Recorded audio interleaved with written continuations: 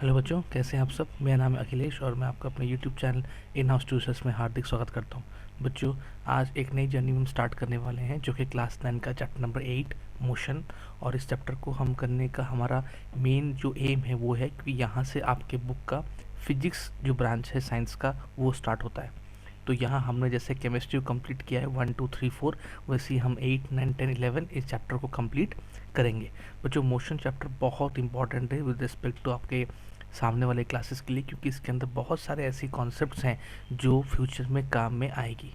बहुत ऐसे engineering concepts हैं और बहुत सारे बेसिक कॉन्सेप्ट्स हैं जिनको आपको यहाँ पे क्लैरिटी करना पड़ेगा। तो बच्चों, बिना देर किए हम जर्नी को स्टार्ट करेंगे और जो इंपॉर्टेंट बातें हैं वो बीच बीच में मैं बोलते रहूँगा।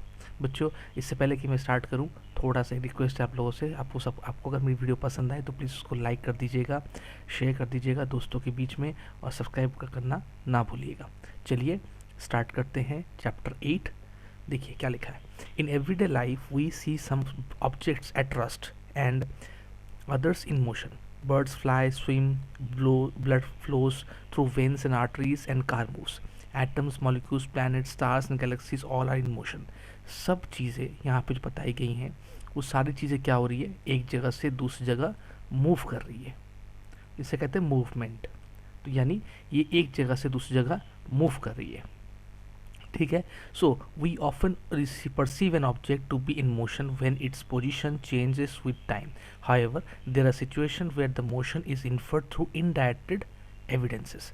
इंडायरेक्ट एविडेंस यानी वो एविडेंस जहाँ पे हमारे पास कोई डायरेक्टली कोई प्रूफ नहीं है, या फिर हमारे पास कोई भी ऐसा सिंपल या कॉम्प्लेक्स हमारे पास कोई आई विटनेस या समथिंग प्रूफ टाइप का कुछ भी नहीं है, जहाँ पे हम एविडेंस के हिसाब से ये बता सके कि हाँ हमने मूव करते हुए देखा है। जैसे आप अभी यहाँ पे बैठे हैं, आप वीडियो को सुन रहे हैं, क्या आप बोल सकते हैं कि आप घूम रहे हैं? क्योंकि अर्थ घूम रहा है तो हमें भी घूमना चाहिए ना, लेकिन आप वहीं बैठे हुए। ठीक है, लेकिन एक्चुअली में क्या हो रहा है कि आप घूम रहे हैं क्योंकि अर्थ भी सन के चारों तरफ घूम रहा है। For example, we infer the motion of air by observing the movement of dust and movement of leaves and branches of the tree. What causes the phenomenon of sunrise, sunrays and changing the season. ये important है। ये movement अगर नहीं होगा तो जहाँ पे सूरज थी, जहाँ पे सूरज की रोशनी गिरती है वहाँ पे हमेशा गिरेगी। अगर मूव नहीं करेगा तो यहाँ हम लोग के यहाँ पे सनराइज होती है, सनसेट होती है। उसका रीज़न क्या है? क्योंकि अर्थ चारों तरफ मूव करती है। चलो, any object may appear to be moving for one person and stationary for other. ठीक है, जैसे फॉर एग्जांपल हमने ये कंपेयर किया है, सपोज आप किसी ट्रेन में बैठे हैं और सामने आपके साइड से विंडो के पास से एक और ट्रेन जा रही है। तो जब दोनों का स्पीड बराबर होगा, आपको पास वाला विंडो और आपकी जो सीट्स है वो दोनों आपको ऐसे लगेगी कि जैसे लगता है दोनों स्टेशनरी है। ठीक है। अगर कभी कभी ऐसा भी होता है कि आपका ट्रेन, आपको लगेगा कि आपका ट्रेन क्या है, स्पीड जा रहा है, कभी कभी लगेगा कि आपका ट्रेन स्लो है और उनका ट्रेन फास्ट है। तो ये कंपेरेटिव में आता है। हमेशा जब भी हम दो चीज़ को कंपेयर करते हैं हमें पता चलता है कौन सी चीज़ मूविंग है और कौन सी स्टेशनरी है। For the passengers in a moving bus, देखिए यहाँ पे एग्जाम्पल दीजिए मूविंग बस वाला। For the passengers in a moving bus the road side tree appears to be moving backward. A person standing on the road side perceives the bus along with the passengers as moving.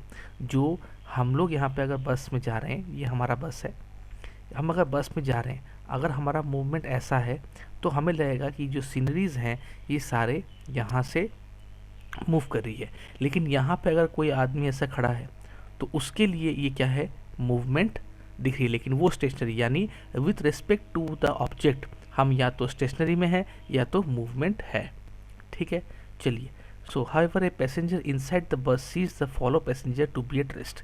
लेकिन ये आदमी जब हमें देख रहा था हम movement में है, लेकिन जब हम इसको देख रहे हैं ये रेस्ट में है। कॉन्सेप्ट क्या है यहाँ पे? कॉन्सेप्ट ये कहता है कि हम लोग विथ रेस्पेक्ट टू चीज़ों में मूवमेंट, हम अगर कोई भी चीज़ में मूवमेंट और रेस्ट की बात करें तो जैसे आपको मैं सिंपल एग्जांपल देता हूँ। आप सामने बैठे हैं और सामने से गाड़ी गई, तो आपके हिसाब से क्या है, वो मूवमेंट है।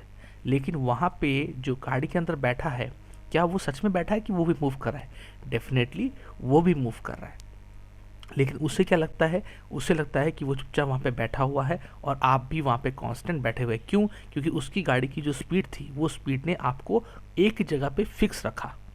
आपको देखा दूर से, आप वहीं बैठे वहीं बैठे वहीं बैठे और उसने अपना पोजीशन चेंज किया। देखिए सपोज मान लीजिए यहाँ पे कोई बैठा हुआ है इस जगह पे, और आप कार से यहाँ पे आ रहे हैं। ये कार का 1 का पोजीशन, ये कार 1 का सेकंड पोजीशन, ये 1 का ए देता हूँ मतलब फर्स्ट पोजीशन, ये 1 का बी पोजीशन, ये कार 1 का सी पोजीशन, ये कार 1 का डी पोजीशन और ये कार 1 का ई पोजीशन।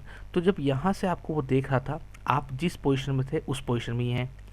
आप यहाँ पे जब कार की पोजीशन आई वहाँ भी आप इसी पोजीशन में थे, सी में भी आप इसी पोजीशन में हैं, डी में भी अगर पीछे मुड़ के देखता है तो आप इसी पोजीशन में हैं, ई पोजीशन में भी आप, यानी आपका पोजीशन एक जगह है with respect to all this positions, है कि नहीं?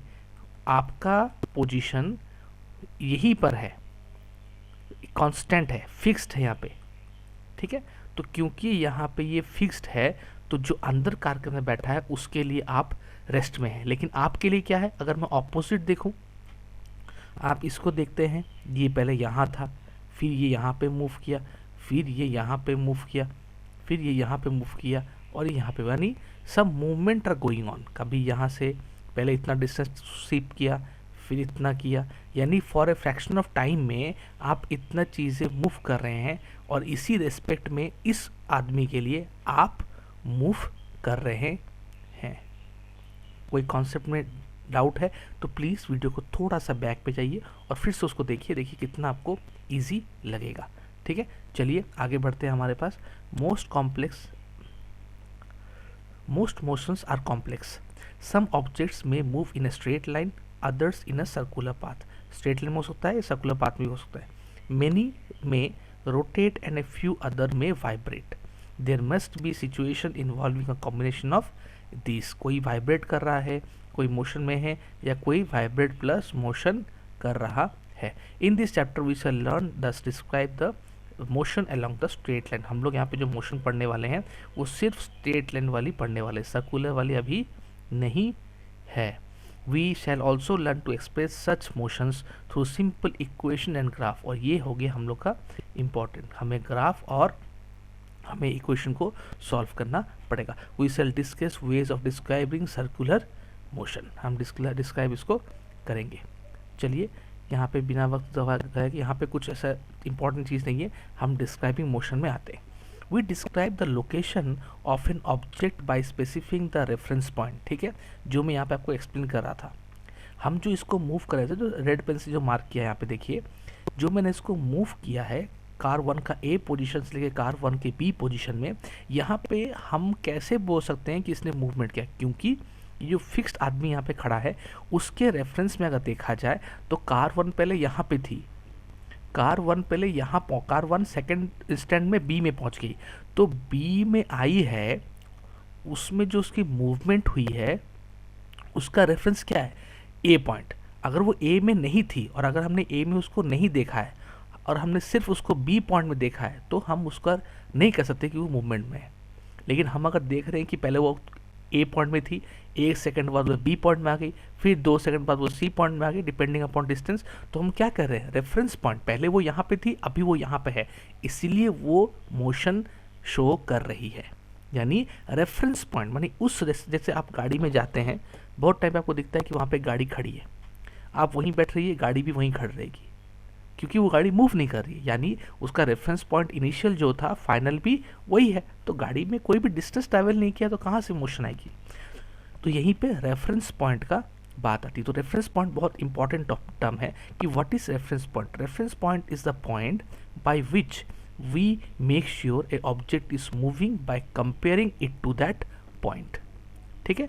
चलिए let us understand this by example. वही बहुत अच्छा एग्जाम्पल भी दे दिया है। चलिए let us understand.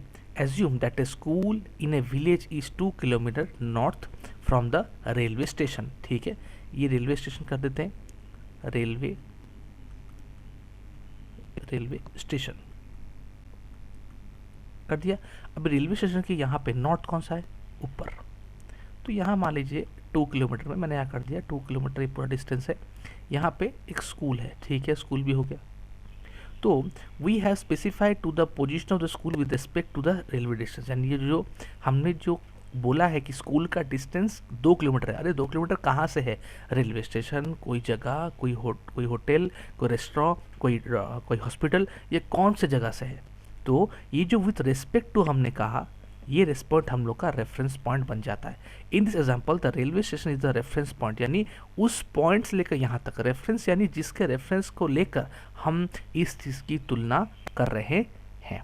और इसीलिए to describe the position of an object we need to specify the reference point or called the origin। reference point को हम origin भी कहते हैं, ये याद रखिएगा। origin और reference point, यहाँ पे हमने दो चीज़ पढ़ी है, मैं उसको गोला कर दे रहा हूँ। चलिए नेक्स्ट करते हैं, देखते हैं कहाँ तक हो सके। चलिए moving along a straight line।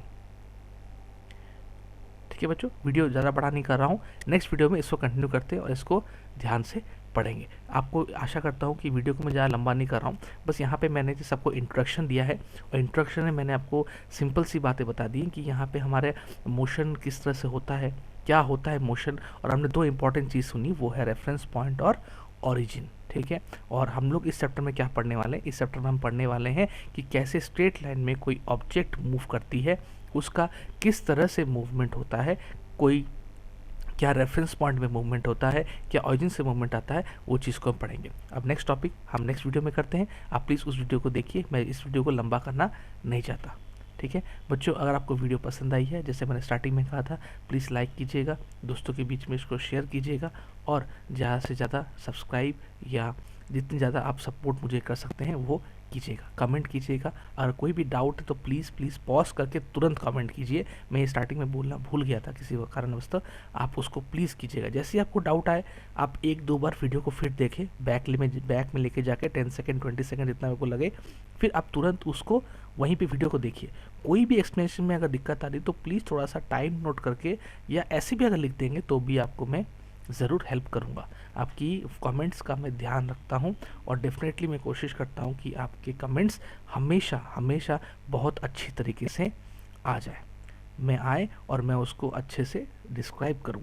Please अपना फीडबैक तो ज़रूर दीजिएगा, और शेयर, लाइक, सब्सक्राइब और बेल आइकन को ज़रूर दबाइएगा। मिलते हैं नेक्स्ट वीडियो में। आप अभी चैप्टर को तुरंत से पढ़िए, और जो मैंने पढ़ा है उसको ध्यान रखिए। Have a nice day, bye bye.